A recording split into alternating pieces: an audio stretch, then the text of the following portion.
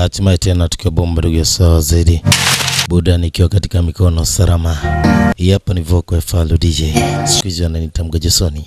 Lakini tabai mambo yanazidi kwa safi kwa tarabintibu. Burudani ikiwa katika mahala salama zaidi. Leo na mafua, kwa hiyo tutasameana tu. Lakini pia picha lazima nichape katika mwongozo sahihi zaidi. Tuko na episode ya 5 pasipo mashaka yote. Tunaunganisha pale ambapo tulishia katika episode ya 4. Na hii ni baada ya maombi ya muda mrefu zaidi. Kuna wadau wanadai kwamba picha zetu zinakuwa hazishagi. Naomba nikutoe hofu tu ya kwamba hizi picha tumeshaziandaa, ziko package mtu wangu. Sasa hebu tuende katika episode kabambe zaidi, ikiwa ni episode ya 5. Mzigo bomba zaidi. Wanasema ze kazi di prince, au sio mwanangu? Hebu tuende tuanzie hapa. Okay, tunaanzia pale pale tulipoishia. Basi bwana mdogo alimwambia mzee wake juu ya kile ambacho amekiona kutokana na uchunguzi ambao umeufanya. Anasema hujawahi kujua sababu ya yote ambayo yanatokea, kwa sababu kwa sasa ana nafasi ya kuhitaji kuwa the king, kwa sababu tayari kuna mtu anatakiwa aweze kuikalia nafasi. Charlie anamuuliza babake, sasa inakuwa nini hiyo? Anasema huwezi ukajua uwezo wa kipimo cha damu kwenye uwezo wa kuhimili vitu vingi zaidi. Hivyo lazima unatumia akili yako kufuata mwongozo ambao utakupatia manufaa. Charlie anagundua mzee huenda kuna jambo analo. Ina maana wamemwandaa Prince Myong, yani yule bwana mdogo, ndo aje awe the king. Anasema unatakiwa uelewe tu uhusiano ulionao na rafiki yako au maanishi kila kitu katika maisha baadaye. Sasa upande wa pili kwa binti huko analetwa sehemu ambayo anatakiwa awe anapumzika. Charlie kakana sura fulani ya kilembo, ila ni kanyama zaidi. Tukwenda kujua hapo mbele. Basi ndo kalimleta bibie katika eneo moja hivi. Ni sehemu ya siri sana ambayo mtaalamu Prince Daniel alikuwa anapumzika hapa. Baada ya kufika hapa na hali ambayo aliona katika ile eneo, basi binti aliletwa katika ile eneo. Na hapa kaka Charlie alikuwa anamfokea sana. Hata hivyo bibi alikuwa sio mtu wa mabishano sana. Anasema wewe, sina uhakika sana na wewe. Yaani kwamba Charlie amwamini sana. Pia bwana mdogo alimuuliza mtaalamu ya kwamba nini ambacho kinafanya aweze kumwamini sana ubinti. Binti alikuwa na bubujiko na machozi tu baada ya kuliona diko limkumbusha zamani sana. Lakini sasa upande wa pili kwa mtaalamu The King ambaye ni Prince, sasa akiwa anateta na kijakazi wake ambaye ni bodyguard. Ambaye ni bodyguard wangu, unatakiwa ufanye kile ambacho kiko chini ya maa yako, vingine havikuhusu. Amba nakumbuka mambo mengi sana ambayo aliteta na binti. Anahisi labda binti aliweza kumwangamiza yule mtu ambaye alimwajiri kwa siri sana. Asipokotambua binti alivaa usika wa kiume. Sasa mwamba akiwa anatafakari mambo mengi zaidi, anajiuliza nini ilimkutaga Minje. Binti kamefurahia sana msosi. Lakini pia upande wa pili mazungumzo yalikuwa yanazidi kusonga tu kati ya mtaalamu na bodyguard wake. Lakini binti naye huko alikuwa anasema mwenyewe tu, anasema hizi kesi mbili ambazo umenipatia na hakikisha nitakupatia majibu. Lakini binti akiwa hapa alikuwa anakumbuka tu, hapa anafanya kitu kinaitwa imagination. Anahisi mwamba ndo ile siku ambayo alikuwa anaandika barua, aligundua mtu anapitia machungu mengi sana, pamoja na kwamba anaishi tu, huenda kuna wakati mgumu sana anapitia. Anaangalia, lakini kumbukumbu taswira inamjia tu. Anaona kama namna mtu huyu anavyofanya kila kitu kujiweka sawa zaidi. Prince Yan. Hapa ndio the chosen one. Baba ndo anazidi kusababisha. Tulia mtoto, tunyoshe mambo. Basi bibie ana kesi mbili za muhimu ambazo anatakiwa asolve. Lakini kuna mtu tunaoneshwa miguu yake tu, anapatiwa ujumbe ya kwamba katika Paris, yani East Paris, kuna new enucha ameingia anaitwa Yundo, ambaye ndio bibi. Sasa binti kachelewa tena kuripoti. Sasa nikamzozo chap kwa haraka, anataka kuwahi. Shida unajua kuku mguni akusagi kamba mguni. Binti amepotea tena, haelewi ni wapi itafikaje huko, anazunguka na kamda kanazidi kwenda. Hatimaye aliweza kufanikiwa kufika. Watu wanamshangaa, kwanza binti kafika yuko peku. Sasa ni wakati ambao anatakiwa aweze kuingia kwa ajili ya kumwandaa the prince. 죄송합니다. Anasema samahani kwa kile ambacho kimetokea. Anasema utaingiaje ukiwa peko? Binti alipatiwa socks na mkuu wa maeneo chapa ili aweze kuingia, ikiwa ni siku yake ya kwanza katika kazi. Basi wote baada ya kuingia mle ndani waliweza kutoka, na ni binti pekee ndo anasalia kwa ajili ya kumvalisha mavazi mnyama prince. Umbea ni mwingi sana, watu wanasikilizia tu yeye Enuchi mpya nini atafanyaga. Shida naye binti Kimo Zakayo hajui anzia wapi. Anabeba anambia sio hicho.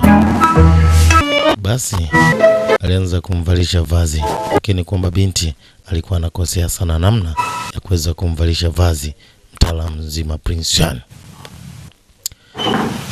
Lakini sasa upande wa pili kwa Charlie ndio alikuwa anapata taarifa kwamba kuna kiatu kimeweza kupatikana, na hivi viatu ni zawadi ambavyo alimnunuliaga mchumba wake. 이름을 빌렸어도 Anasema kila kitu kitakuwa sawa na kila kitu nitajifunza kwa wakati bibie. Anasema basi ndakufunza namna ya kufanya vitu kwa usahihi zaidi.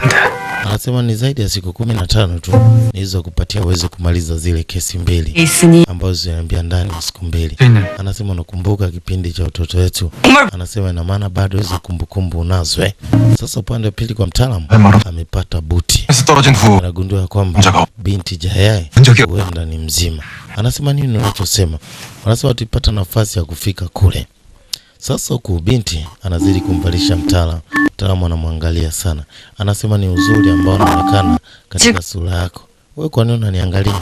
Anasema una baby face mama. Mambo si ndo haya. Tala bintibu tu. Tazidi kuenjoy jaramba kibabe zaidi. Usigusa kidude tunaunga. Tuna muda leo. Lazima tuchape. Au sio? Kurudishwa nyuma sasa. Aliweza kugundua kile ambacho anakileta saizi. Wasa baada ya kufika kule tulikuta ushahidi ambao unaonyesha kwamba binti alichoma kila kitu na aliweza kutoka salama katika eneo la Gason, sehemu ambayo binti alitokaga kule mwanzo wa picha. Huko mtaalamu azidi kumwangalia mtoto mzuri. Mtoto maji anatieleka sehemu yake. Si unajua mwanangu.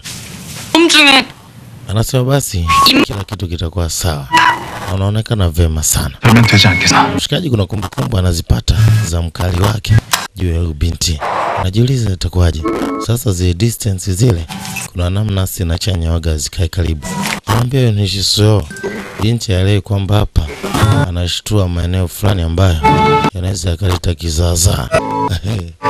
Basi mwamba alivalishwa hiyo kofia kimangoto zaidi. Sasa upande wa pili kwa mtaalamu anawaza sana. Anakumbuka kuna barua ya upendo ambayo alimwandikiaga kipenzi wake ambaye alikuwa anahitaji kumuoa, yani binti Jaya. Na aka ujumbe binti alikapataga. Na sio barua tu, lakini pia kuna zawadi ya viatu ambavyo aliweza kumpatia binti akidai kwamba atavaa siku ya harusi yao. Huyu mkali haijui sura ya binti, ila binti anaijua sura yake. Unajua zamani teknolojia ilikuwa nyuma sana. Tunarejea kwa mafala wawili.